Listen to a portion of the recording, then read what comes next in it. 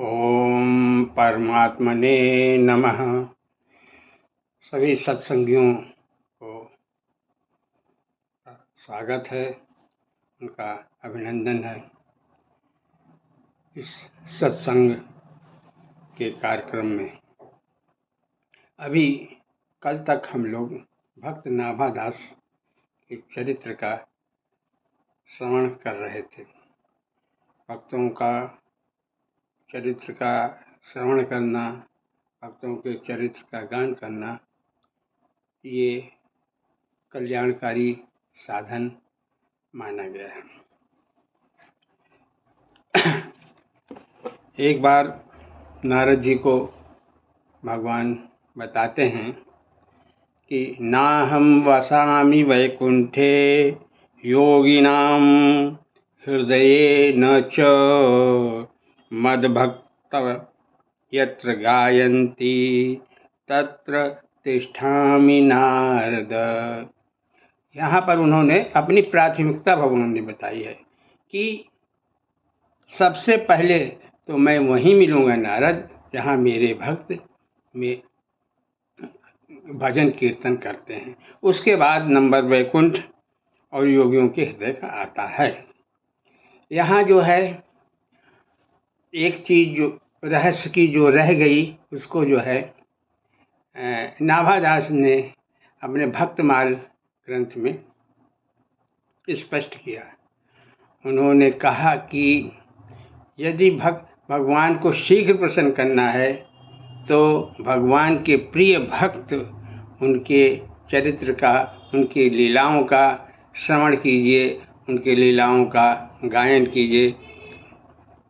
तो ये जो है भक्त, भगवान जो है खुद अपने भक्तों की जहाँ मौका मिलता है प्रशंसा करते हैं और उनको अपने भक्तों का गायन लीलाओं को सुनना भी बहुत अच्छा लगता है। आज हम जिन भक्त के जीवन लीला को इस सत्संग में शामिल कर रहे हैं और जो मैं संकलित किया हूँ, सुन पाया हूँ, वो साझा कर रहा हूँ। उन भक्त श्रेष्ठ का नाम है भक्त धन्ना जाट। भक्त धन्ना जाट के विषय में उनका जन्म जो है सन 1475 ईस्वी अर्थात 1472 संवत में हुआ था। जन्म स्थान के विषय में दो मत पाए जाते हैं।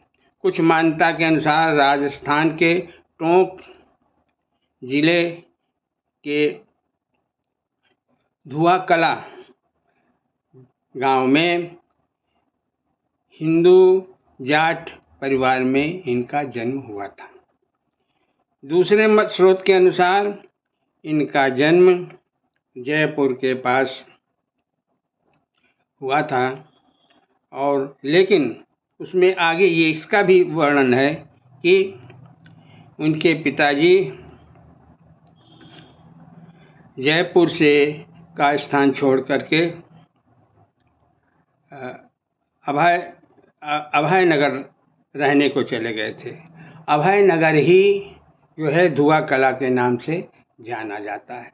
तो दोनों मतों में ये एकता या जो चीज़ उभय कामन है, उभय है, वो ये कि इनका जन्म जो है टोंक में हुआ था धन्ना जी का, और उसके बाद जो है वहीं से मुख्य लीला उनकी शुरू होती है।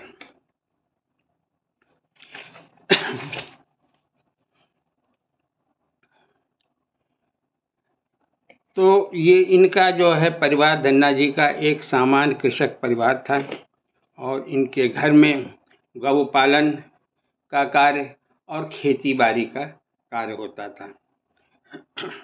एक त्रिलोचन पंडित जी थे जो कई वर्षों बाद तीर्थ यात्रा करके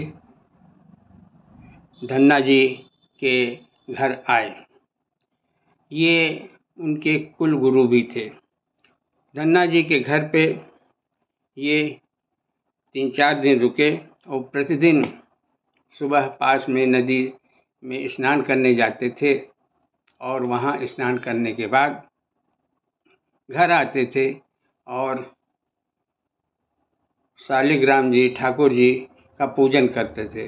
वो पूजन करने के लिए शालिग्राम जी को पधराते थे आसन पर और जो है भोग लगाते थे, तुलसी दल चढ़ाते थे और स्तुति करते थे। ये सब जो है धन्ना जी जो उस समय एक बालक थे देखा करते थे बड़े रुचि के साथ। 3-4 दिन बाद जब पंडित जी जाने लगे तो धन्ना जी मचल गए, कहे हमको जो है ठाकुर जी चाहिए। पूछा क्यों, क्या करना है? कहने हमको पूजन करना है। तो पंडित जी ने कहा अरे तुम बच्चे हो, थोड़ा बड़े हो जाओ। कहे नहीं नहीं, हमको पूजन करना है, अब हमको पूजन करना है, हमको ज़रूर चाहिए ठाकुर जी।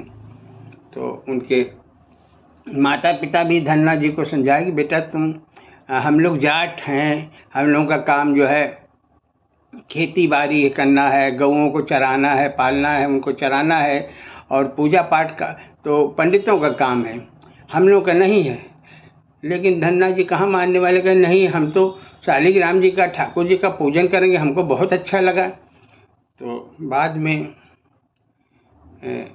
उनके माता पिता जी जो है कहा कि अच्छा रुको हम इस पर विचार करते हैं। धन्ना जी को कहा कि तुम जाओ हम विचार करते हैं, कोई व्यवस्था करते हैं।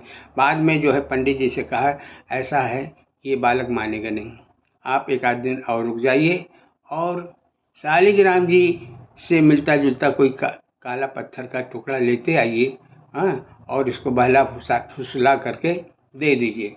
हाँ, तो पंडित जी मान गए।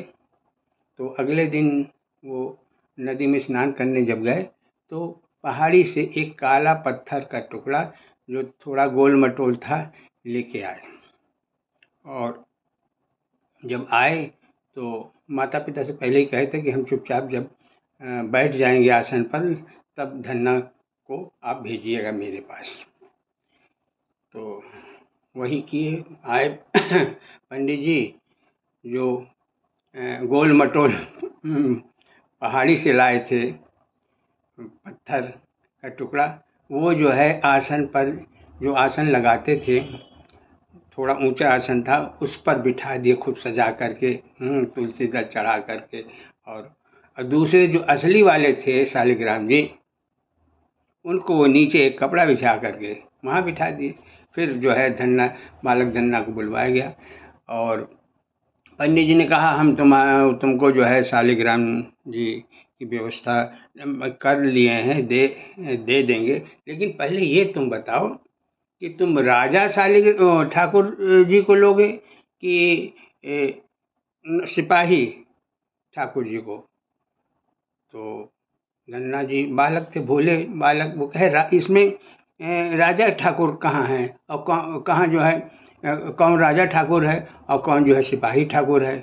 तो पंडित जी ने कहा ये जो ऊपर जो है तन के बैठे हुए हैं खूब सजे सजाए, ये राजा ठाकुर हैं।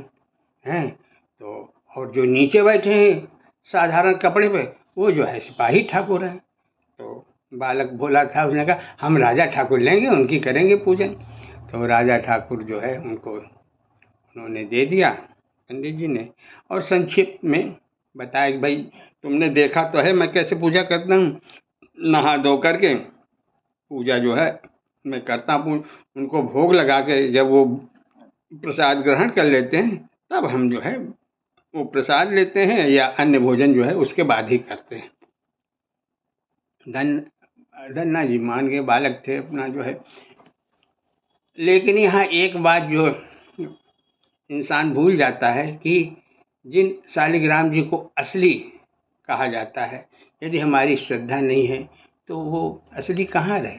वो भी एक पत्थर के टुकड़े हैं। और ये जो पत्थर का टुकड़ा जो धन्ना जी को मिला था, उनके लिए वही शालिग्राम थे, क्योंकि उनकी श्रद्धा और भक्ति थी। खैर, पंडित जी ने इस विचार से दिया कि ये बालक है, अगर पूजा नहीं करता है तो भी उसको पाप नहीं पड़ेगा। अब पूजा में कोई कमी रहती तो भी नहीं पाप पड़ेगा, क्योंकि असली शालिग्राम ये नहीं है। और असली और नकली शालिग्राम का जो है वो उसका जो है कसौटी यही है कि हमारी श्रद्धा है तो वो असली है शालिग्राम, और श्रद्धा नहीं है तो वो नकली है। खैर, धन्ना जी को जो कार्य मिला था घर से कि बेटा तुम जो है गाय चराने ले जाया करो, और प्रतिदिन जो है गाय चराने जब जाते थे उनकी माता 4 बाजरे की रोटी, गुड़ और अचार आदि रख के देती थी कि बेटा जो है भरपेट खा लेगा और जो बचेगा वो गाय को खिला देगा। ये उनका पहले से कार्यक्रम रहा करता था। तो धन्ना जी ने सोचा कि हम जो है जब गाय चराने जाते हैं और माता जो देती हैं रोटी वोटी, वहीं बैठ के भोग लगाएंगे भगवान जी का। तो पहले दिन जो है उसी तरह से पूर्व की भांति माँ ने जो है बाजरे की रोटी और गुड़ और अचार आदि बांध के दिया। धन्ना जी गायों को लेकर गए जंगल में और फिर जो है एक पेड़ के नीचे बैठ गए और फिर जो है अपने शालिग्राम जी को वहाँ पधरा दिया और उनका जो है प्रार्थना किया, जो भी उनको फूल पत्ती थी वो चढ़ाया। उसके बाद जो है भोग लगाने के लिए उन बाजरे की रोटी और गुड़ और अचार आदि जो है रख दिए। हेलो प्रभु भोग लगाओ, अरे भोजन करो, उसके बाद मैं पाऊँगा, मैं जो है भोजन करूँगा प्रसाद के रूप में। अब जो है शालिग्राम क्यों आने लगे, न कभी न पंडित जी के सामने आए थे, और ये तो मालूम नहीं था धन्ना जी को कि पंडित जी के यहाँ के सामने भी वो आते नहीं थे, भोग नहीं लगाते थे आ कर के। वो तो एक प्रक्रिया थी, पूजन करने का तरीका था, ये सब तो उनको मालूम नहीं। वो बोले धन्ना जी समझे कि भगवान आएंगे, अभी थोड़ी देर में आएंगे। जब काफ़ी समय बीत गया तो धन्ना जी रोने लगे, कहे लगता है जो है हमसे कोई गलती हो गई, हमसे नाराज़ हैं क्या भगवान जी। और फिर उन्होंने जो है वही गुड़ और रोटी जो कुछ भी थी वो सब गायों को खिला के शाम को भूखे वापस लौट आए और घर पे कुछ बताए नहीं। अगले दिन जो है वही प्रक्रिया जो है उसी तरह से उन्होंने भोग लगाया और इंतजार किया, और दूसरे दिन भी जो है वही स्थिति रही। इस तरह से लगातार 3 दिन तक जो है धन्ना बालक जो है भूखे रहे, और जो है भगवान जो है भोग लगाने नहीं आए। जब चौथे दिन पहुँचे जंगल में बाजरे की रोटी लेकर के और भगवान के आगे रखा, तो उन्होंने कहा प्रभु मैं तो 3 दिन से भूखा हूँ और आप राजा ठाकुर हैं, आपको तो बहुत अच्छे अच्छे भोग मिलते हैं, हम बालक हैं, हम तो मर जाएंगे बगैर खाए हुए हैं, आप हमारी तरफ भी तो ध्यान दीजिए, बालकों पे भी।